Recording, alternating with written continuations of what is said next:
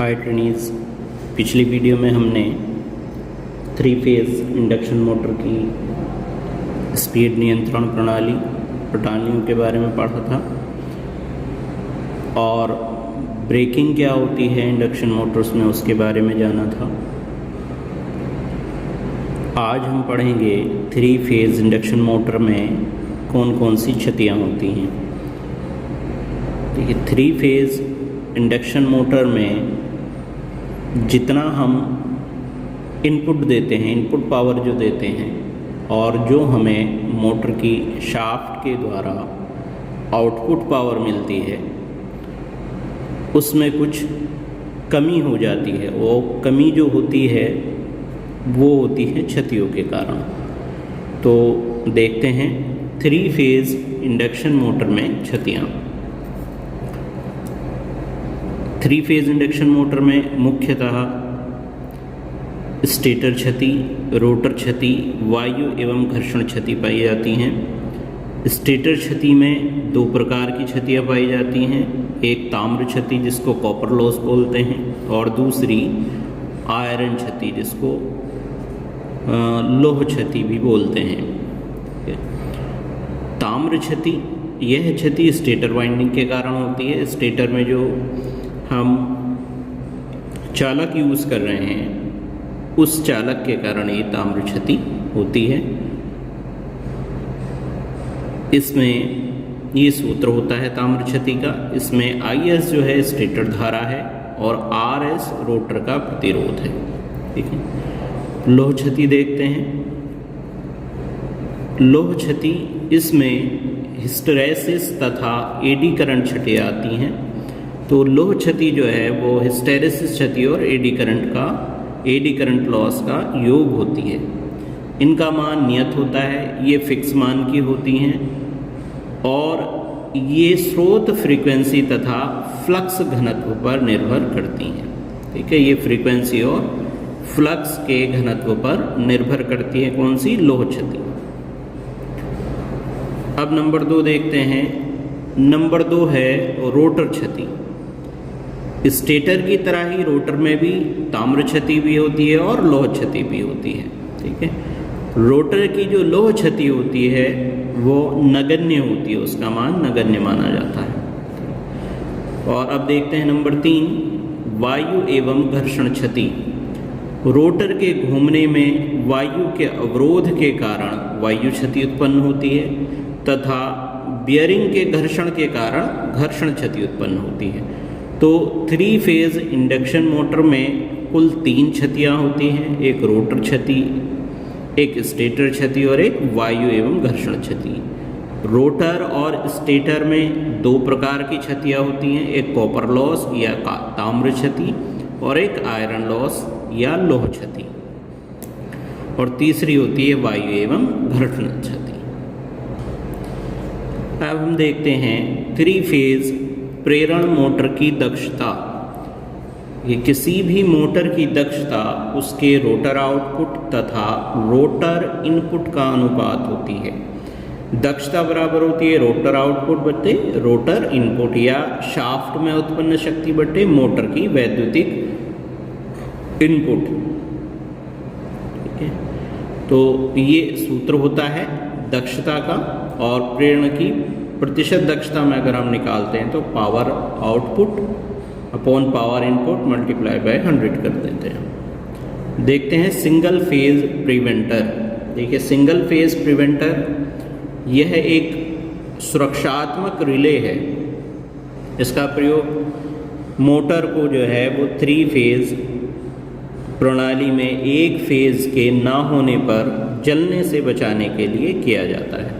तो एकल फेज या सिंगल फेज प्रिवेंटर जो होता है वह एक डिवाइस कह लीजिए, एक डिवाइस है जिसको सुरक्षात्मक रिले की तरह प्रयोग किया जाता है। यह 3 फेज प्रणाली में एक फेज के ना होने पर 3 फेज उपकरणों को जलने से बचाता है।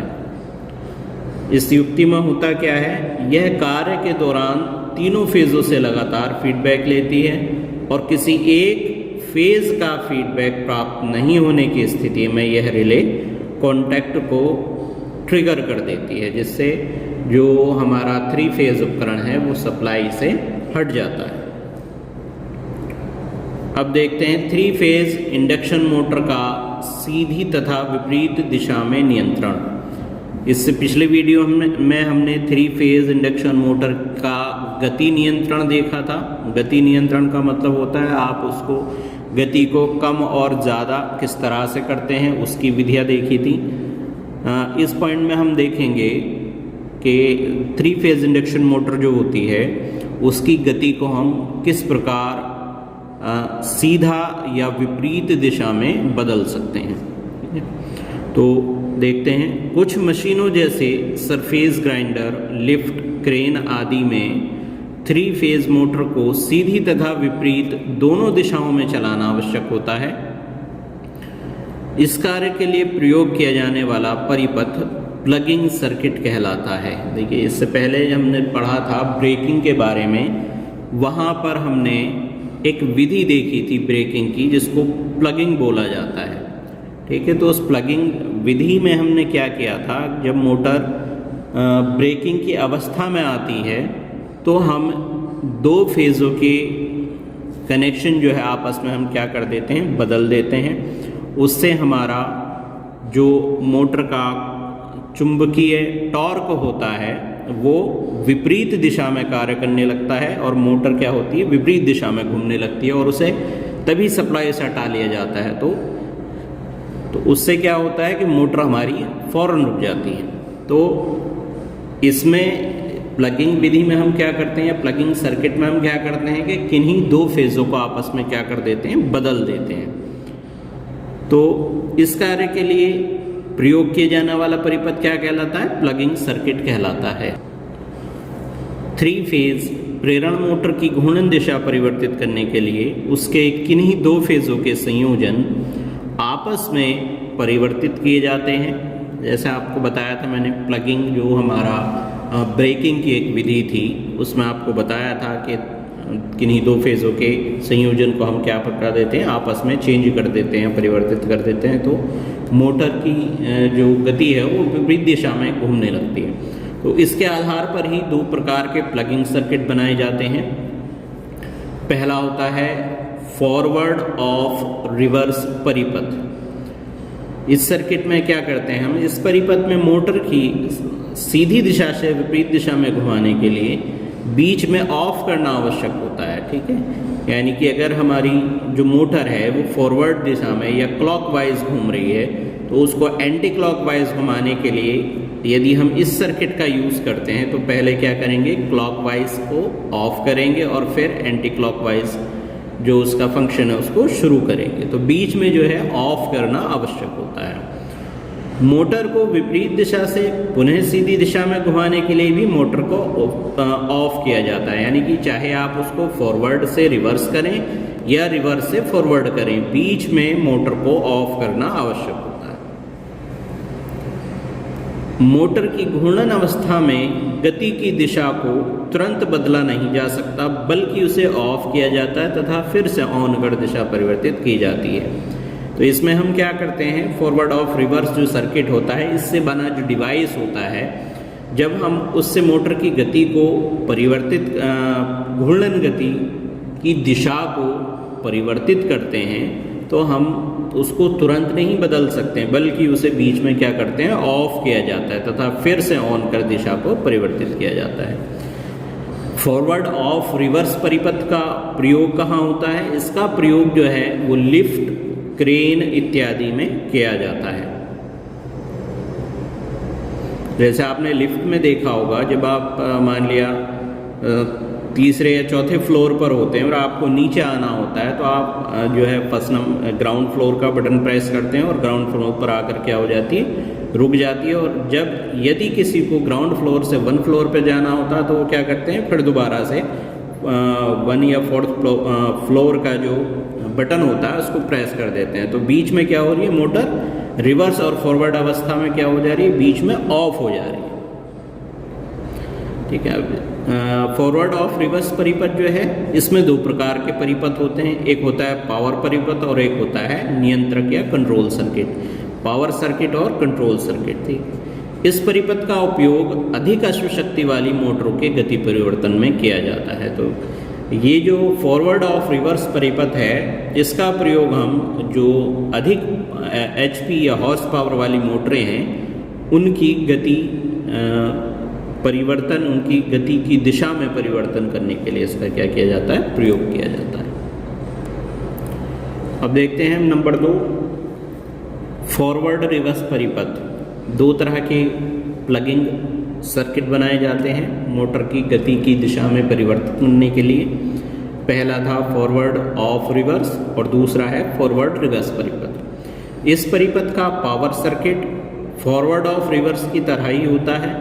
इस परिपथ में मोटर को सीधी से विपरीत एवं विपरीत से सीधी दिशा में प्रचलित करने के लिए बीच में ऑफ करने की आवश्यकता नहीं होती है और इस परिपथ का उपयोग केवल कम अश्वशक्ति वाली मोटरों में हम कर सकते हैं।